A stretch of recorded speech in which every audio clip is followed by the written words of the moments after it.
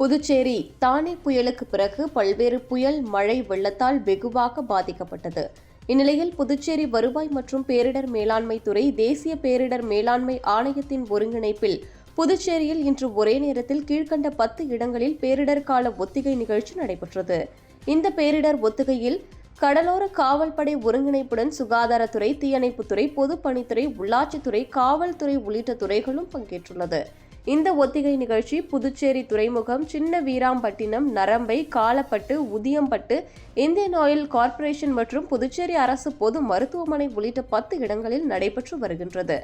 ஒத்திகையில் புயலின் போது பாதிக்கப்படும் கடற்கரை கிராம மக்களை மீட்பது, வெள்ளம் ஏற்பட்டால் சமையல் எரிவாயு கிடங்கு, மின்சார துணை மின் நிலையத்தை பாதுகாப்பது, அரசு மருத்துவமனைக்குள் வெள்ளம் புகுந்தால் அங்கு சிகிச்சை மற்றும் தீவிர சிகிச்சை பிரிவில் உள்ளவர்களை எவ்வாறு அப்புறப்படுத்தி அதே சிகிச்சை அளிப்பது என்பது குறித்து தத்ரூபமாக ஒத்திகை நிகழ்ச்சி நடைபெற்றது.